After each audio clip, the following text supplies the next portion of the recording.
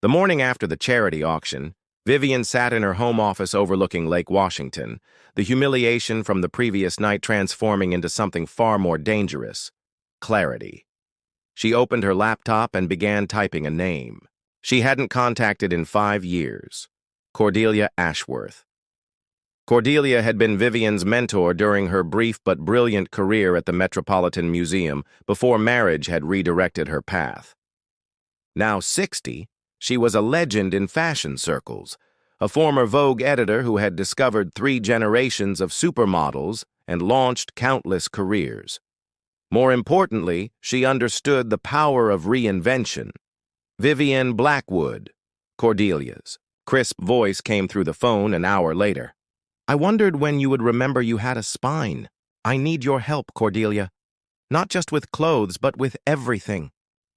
Come to my studio tomorrow. We have work to do." Next, Vivian called Jasper Thornfield, a private investigator whose discreet services were whispered about in the right circles. If she was going to reclaim her life, she needed to understand exactly what she was working with and what Marcus might be hiding. "Mrs. Blackwood," Jasper's voice was professionally neutral. "I assume this isn't a social call. I need a complete financial audit of my husband's business dealings. Everything. I also need to know about his personal relationships." "Understood. My retainer is $50,000. Vivian didn't hesitate. "Done." Her third call was to Penelope Cross, an influential lifestyle journalist whose articles could make or break reputations in Seattle's social scene. They had been friendly acquaintances, but Vivian sensed an opportunity for something deeper. "Penny, it's Vivian Blackwood. I have a story proposition that might interest you." By afternoon, Vivian was sitting in Cordelia's minimalist studio, surrounded by sketches and fabric samples. Cordelia circled her like a hawk, studying every angle. "You've been hiding yourself," Cordelia declared.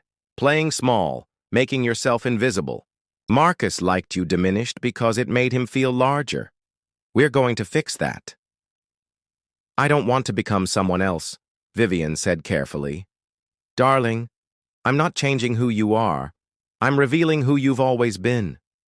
Cordelia pulled out a portfolio of designs.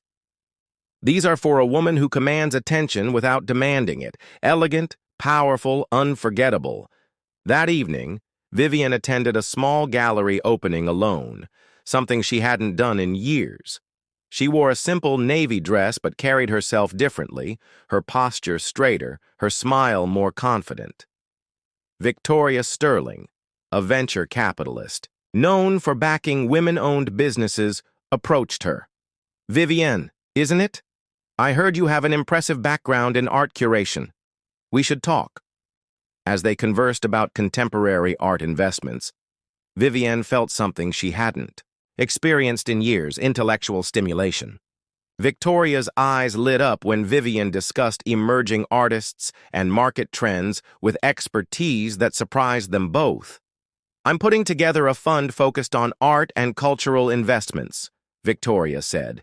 "You should consider consulting for us."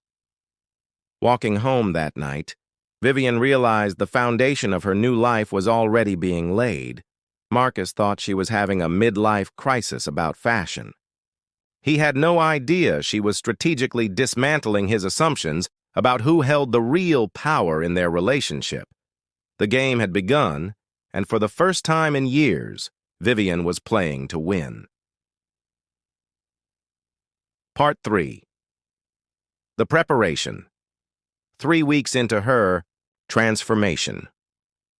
Vivian stood in the private showroom of Harrison Webb's exclusive art gallery, negotiating the purchase of a collection that would establish her as a serious player in Seattle's art scene. Harrison, a distinguished man in his early 40s with silver-threaded hair and intelligent green eyes, watched her with growing admiration. "You have exceptional taste, Mrs. Blackwood," he said, his British accent adding gravitas to the compliment. "These pieces will be the foundation of something remarkable." "Call me Vivian. And yes, they will be." Her confidence had grown exponentially under Cordelia's guidance. She was no longer the woman who apologized for taking up space. Jasper's preliminary report had arrived that morning, revealing cracks in Marcus's seemingly solid empire. His company was hemorrhaging money on a failed venture into cryptocurrency, and he had been moving funds from joint accounts to cover losses. More damaging was evidence of lavish spending on Scarlet, jewelry, vacations, even a downtown condo that Marcus was paying for with corporate funds. "Your husband has been creative with his bookkeeping," Jasper had explained during their meeting. "The IRS would be very interested in some of these transactions." Vivian felt no satisfaction in Marcus's troubles, only a cold determination to protect herself. She quietly moved her inherited assets into separate accounts and began documenting everything Jasper uncovered. Cordelia's transformation of Vivian was proceeding like a military campaign. Today, they were selecting the gown for the Metropolitan Arts Gala, an event that would mark Vivian's official return to the art world. "This is it," Cordelia breathed, holding up a midnight blue creation that seemed to capture starlight in its subtle beating. "Custom Valentino, inspired by the night sky. You'll look like a goddess who decided to walk among mortals." The dress was stunning, but more importantly, it was strategic. Dark enough to be elegant, spectacular enough to be memorable, but sophisticated enough to signal that Vivian Blackwood was not trying to compete with Flash. She was operating on an entirely different level. Maximilian Reed, the renowned photographer, who had chronicled Seattle's elite for 2 decades, met them for a private portrait session. He was an old friend from Vivian's museum days, and his enthusiasm for her project was infectious. "You're glowing, darling," he said, adjusting his camera. "There's something magnificent about a woman who's finally done pretending to be less than she is." The photos were breathtaking. Vivian looked regal, confident, untouchable. Everything she had forgotten she could be. Meanwhile, Marcus remained oblivious to the revolution occurring in his own home. He came and went at odd hours, always on his phone with either business calls or hushed conversations with Scarlet. When he bothered to acknowledge Vivian, it was with the distracted air of a man who considered his domestic situation handled. "Full. Arts Gala is next week," Vivian mentioned casually over breakfast, the first conversation they'd had in days. "Mm-hmm," Marcus replied, scrolling through his phone. "Wear something nice." Vivian smiled serenely. "Oh, I intend to." Celeste Fontaine, the city's most exclusive event planner, had helped orchestrate the timing perfectly. The announcement of Vivian's new gallery would coincide with her appearance at the gala, supported by strategic leaks to Penelope Cross's column about a mystery benefactor making waves in the art world. As Vivian reviewed the final details of her plan, she felt a profound sense of peace. She wasn't seeking revenge. She was reclaiming herself. Marcus had spent years making her feel invisible, but he was about to learn that invisible women see everything, plan everything, and when they choose to step into the light, they shine bright enough to blind those who tried to dim them. The stage was set, the players in position. All that remained was the performance. The crystal chandelier cast dancing shadows across the marble floor of the Whitmore Foundation's annual charity auction, where Seattle's most powerful gathered to bid on rare art pieces for children's education. Vivian Blackwood stood near, the silent auction table, her fingers tracing the edge of a vintage Cartier catalog, trying to blend into the background as she always did at these events. At 35, Vivian possessed the kind of understated elegance that whispered rather than shouted.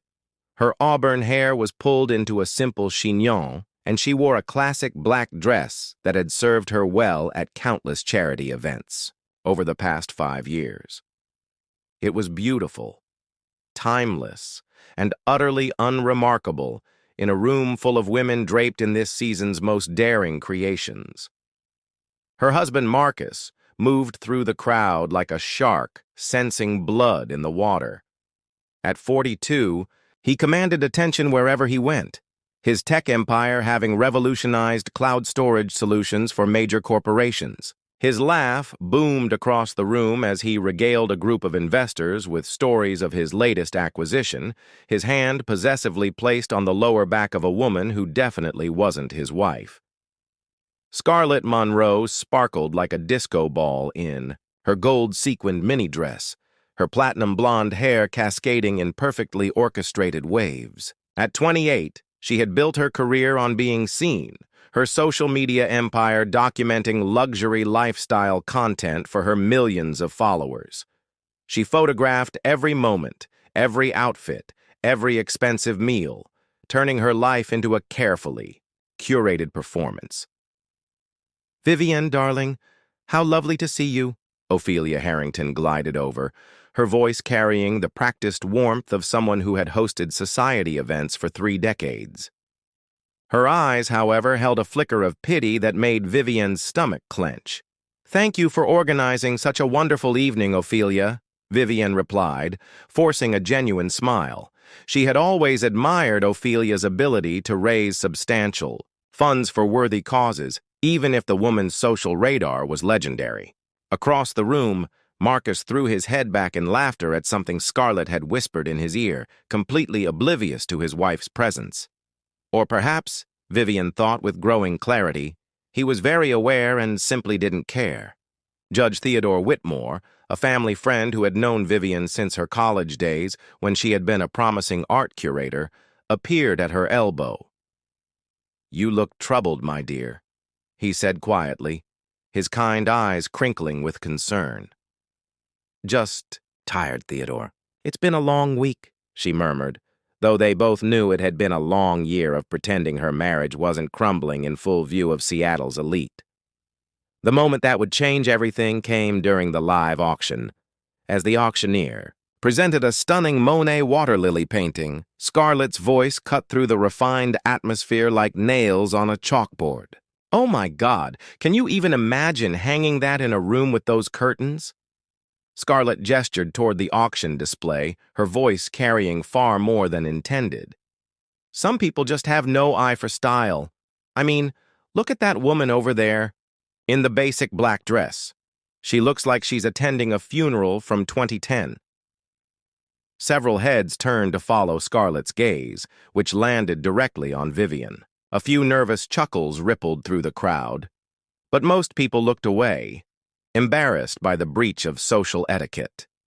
Vivian felt the blood drain from her face as every eye in her vicinity suddenly found the marble floor fascinating.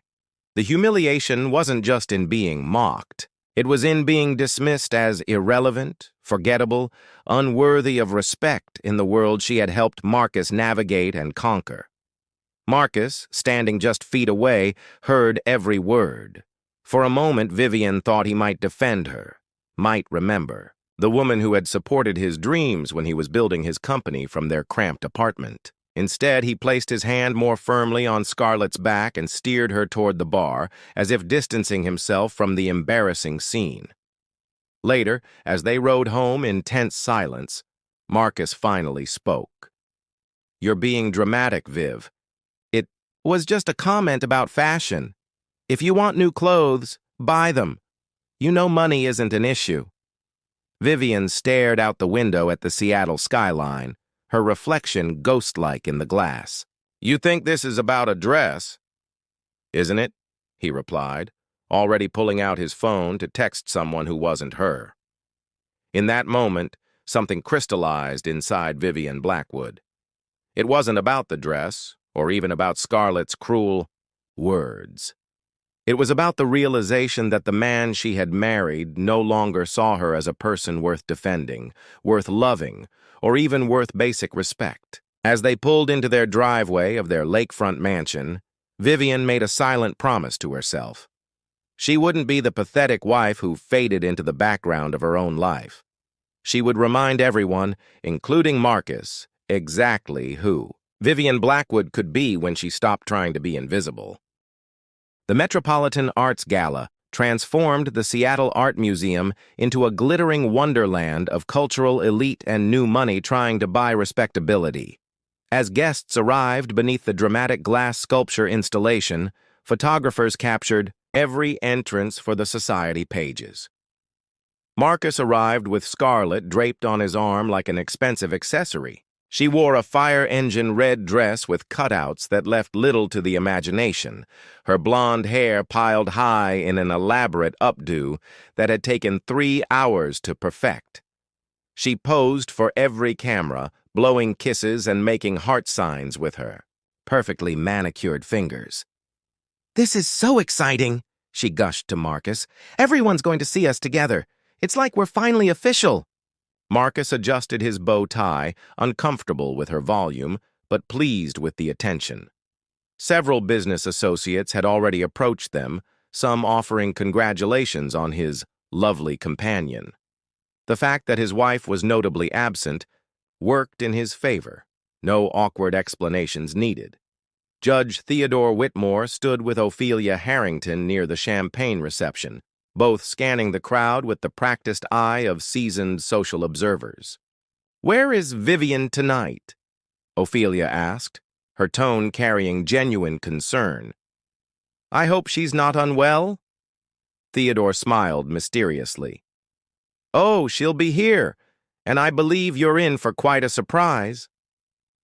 At precisely 8:30, as the main reception reached its peak, a ripple of attention moved through the crowd like a wave. Conversations paused mid-sentence. Champagne glasses froze halfway to lips, and every head turned toward the main entrance. Vivian Blackwood descended the museum's grand staircase like a vision from another realm. The midnight blue Valentino gown flowed around her like liquid starlight, its subtle beading catching the light with every graceful step. Her auburn hair had been transformed into an elegant updo adorned with vintage diamond combs. Her grandmother's, retrieved from the safety deposit box where they had waited for the right moment. But it wasn't just the dress that commanded attention. Vivian moved with a newfound confidence, her posture regal, her smile mysterious and knowing. She was no longer trying to blend into the background. She was the background against which everyone else suddenly seemed ordinary. Cordelia Ashworth, resplendent in understated black, watched from the mezzanine with maternal pride. "Perfect," she murmured to Maximilian Reed, who was already capturing the moment with his camera. Marcus's face went through a series of expressions: confusion, recognition, and finally, something approaching awe. The woman gliding toward them was his wife, but transformed into someone he barely recognized. Someone magnificent. Scarlett's grip tightened on his arm. "Who is that?" she demanded, her voice sharp with insecurity. "That," Marcus said slowly, "is my wife." Vivian approached their group with serene confidence, greeting Judge Whitmore, with genuine warmth and kissing Ophelia's cheek as if they were the dearest of friends. "Vivian!" Ophelia exclaimed.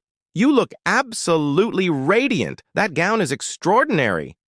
"Thank you, Ophelia. It's a special evening for me." Vivian's voice carried a musical quality that somehow made everyone else sound slightly harsh by comparison. She turned to Marcus and Scarlett with perfect composure. "Marcus, how lovely that you could make it.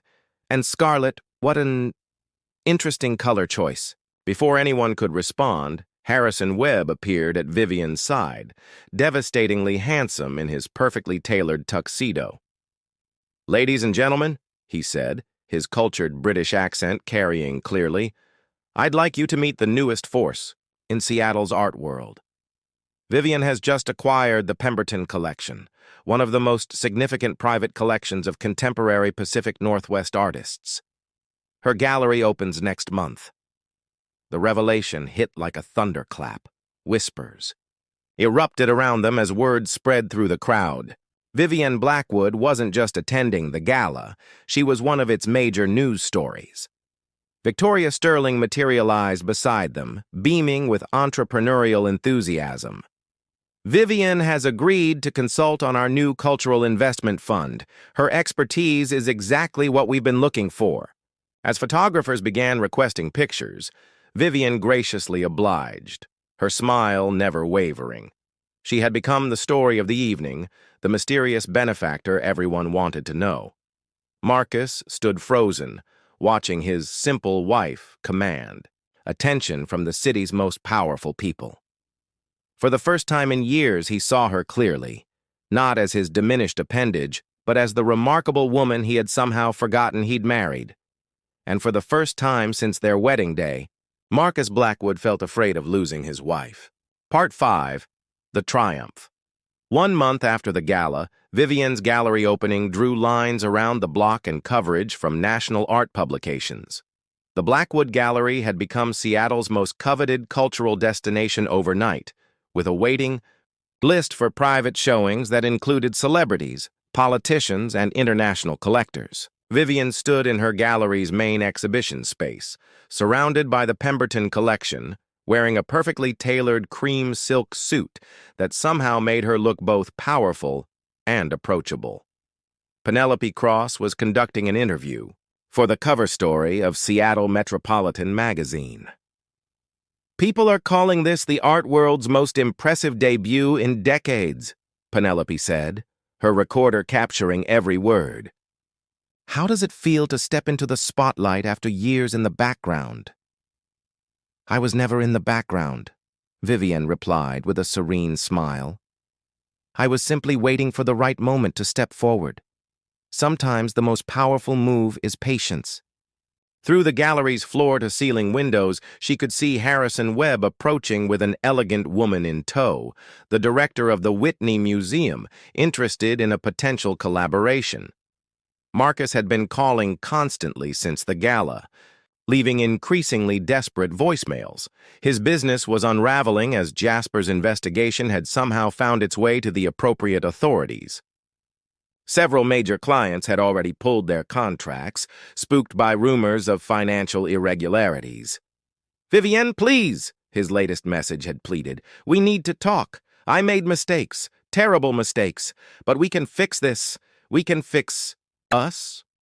Scarlett, meanwhile, had found herself suddenly persona non grata in the social circles where she had once been tolerated for Marcus's sake. Without his protection and with his star rapidly falling, she had become just another social media influencer in a city full of them, flashy, loud, and increasingly irrelevant. Judge Theodore Whitmore entered the gallery with his characteristic dignity, surveying the transformed space with approval.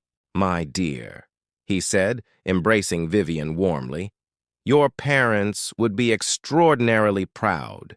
You've created something magnificent." "Thank you, Theodore. Your support has meant everything." Victoria Sterling joined them, practically glowing with excitement. "The Cultural Investment Fund is officially launching next month with Vivian as our lead consultant. We've already identified 6 emerging artists whose work we're backing." As the afternoon progressed, Vivian moved through her gallery like a queen holding court. She was no longer Mrs. Marcus Blackwood, the overlooked wife.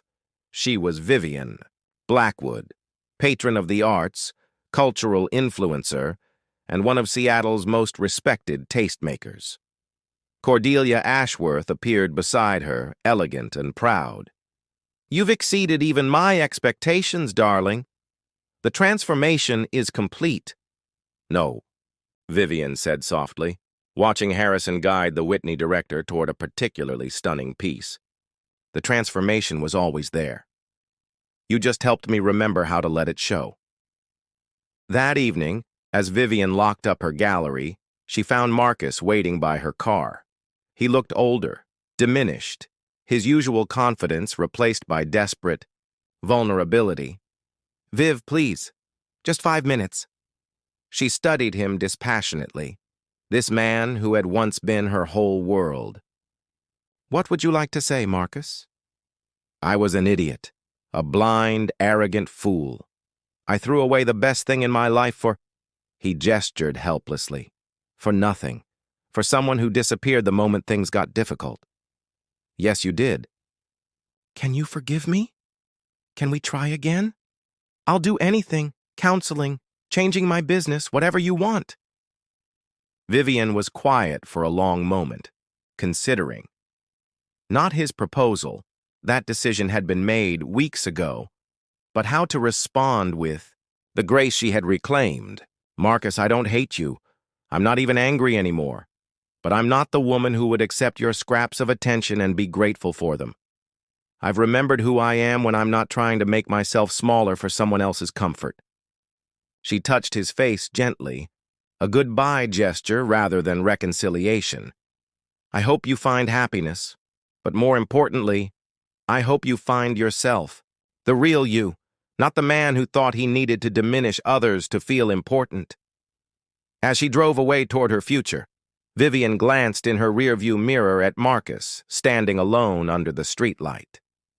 She felt no triumph in his defeat, only a profound sense of completion. The phoenix had risen from the ashes of her old life, and she was magnificent.